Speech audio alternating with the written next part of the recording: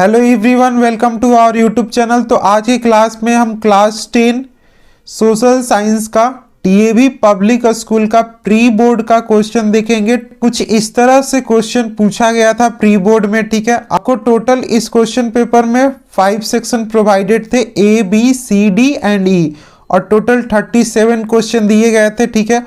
और जितने भी क्वेश्चन थे वे कंपल्सरी थे, ठीक है। और सेक्शन 1 में क्या था? सेक्शन 1 में था आपका एमसीक्यू था 1 से लेकर 20 तक क्वेश्चन, जो कि 1 मार्क्स का था। सेक्शन बी में 21 से 24 तक क्वेश्चन था, जो कि very short answer type question था, जिसका वेटेज था 2 मार्क्स ईच क्वेश्चन, ठीक है। और आपको 40 वर्ड के अंदर लिखना था। उसके बाद सेक्शन सी में टोटल आपको 25 से लेकर 29 तक क्वेश्चन थे, और ये शॉर्ट आंसर टाइप क्वेश्चन थे, जो कि 3 मार्क्स के थे, ठीक है।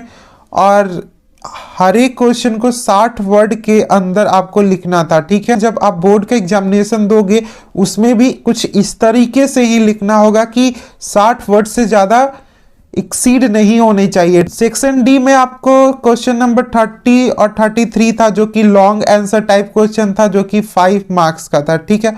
और लॉन्ग आंसर क्वेश्चन आपको 120 वर्ड से ज़्यादा नहीं लिखना है। और ई में केस स्टडी बेस्ड क्वेश्चन था, ठीक है, सेक्शन ई में। और एफ में आपका मैप का क्वेश्चन दिया गया था।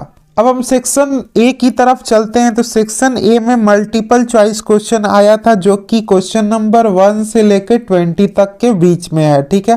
क्वेश्चन नंबर 1 आपको एमसीक्यू था। कुछ सेकेंड क्वेश्चन आपके सामने ये है, ठीक है। उसके बाद थर्ड क्वेश्चन देख सकते हो, कुछ इस तरह से क्वेश्चन दिया गया था और आपको ऑप्शन दिए थे, ठीक है।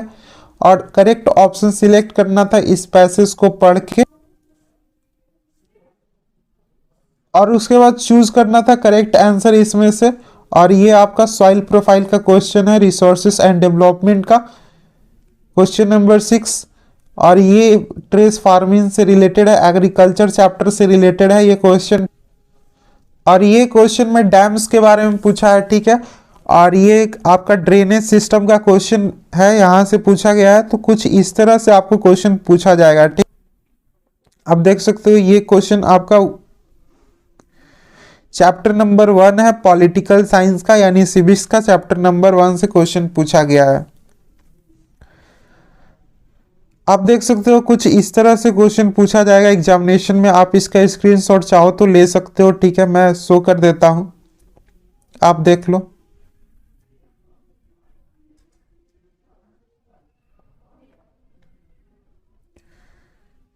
तो आपको ये ध्यान रखना है, फिगर बेस्ड क्वेश्चन आएगा, ठीक है। एग्जामिनेशन में फिगर बेस्ड क्वेश्चन आपको पढ़ के जाना है।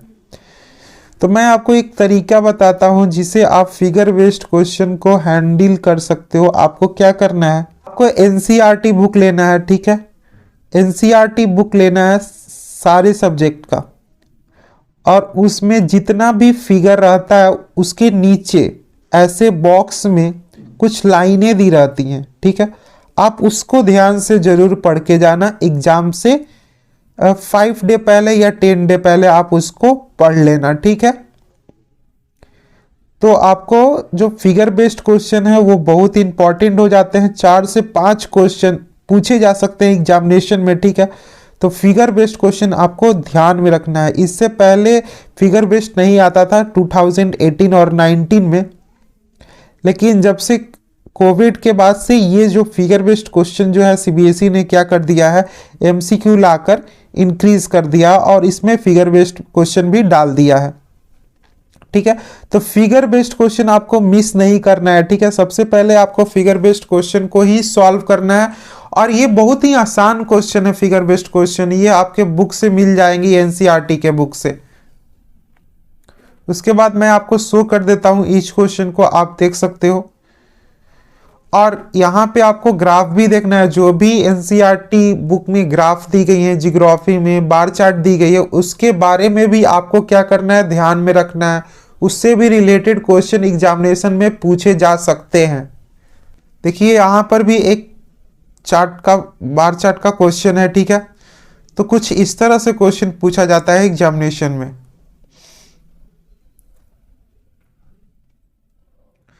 उसके बाद सेक्शन बी है, और section be very short answer question है 21 से लेके 24 तक, और ये आपको 30 वर्ड के अंदर लिखना रहता है। उसके बाद सेक्शन सी है, ठीक है। सेक्शन सी है क्वेश्चन नंबर 25 से लेके 29 तक, और इसको 60 वर्ड के अंदर आपको लिखना रहता है। उसके बाद सेक्शन डी में आपको मिलेगा लॉन्ग आंसर बेस्ड क्वेश्चन। ये क्वेश्चन नंबर 30 से लेकर 33 तक है, और इसमें आपको 120 वर्ड के अंदर आपको क्या करना होता है, आंसर को लिखना होता है। और उसके बाद सेक्शन सी में आपको केस बेस्ड स्टडी क्वेश्चन मिलेंगे, जो कि क्वेश्चन नंबर 34 से लेके 36 तक दिया गया है। और इसमें आपको क्या करना है, ये ऐसा पैराग्राफ दिया रहेगा, ठीक है, इस तरह का पैराग्राफ दिया रहेगा, और इसी में से आपको कुछ क्वेश्चन पूछे जाएंगे, और आपको क्या करना है, इस पैराग्राफ को पढ़कर इसका आंसर देना है। आप देख सकते हो कुछ इस तरह से आपको पूछा जाएगा। उसके बाद सेक्शन एफ है। सेक्शन एफ में आपको मैप से रिलेटेड जितने भी क्वेश्चन है वो पूछे जाते हैं, और ये क्वेश्चन नंबर 37A और 37B में पूछा गया है। तो आपको क्या किया जाता है कि कुछ क्वेश्चन दिए जाते हैं एग्जामिनर के द्वारा, और एक मैप दे दिया जाता है, और उस मैप में आपको इन सारे प्लेस को या जो भी दिया रहता है उसको आपको क्या करना रहता है, हाईलाइट करना रहता है, ठीक है, कि कौन सा कहाँ पे प्रेजेंट है। तो मैप वाला क्वेश्चन आपको ध्यान से करना होता है। ये क्वेश्चन जो होते हैं स्कोरिंग क्वेश्चन होते हैं, अगर आप इसको ध्यान से कर लेते हो तो आपको 10 से 12 नंबर आपके कहीं नहीं जाने वाले हैं।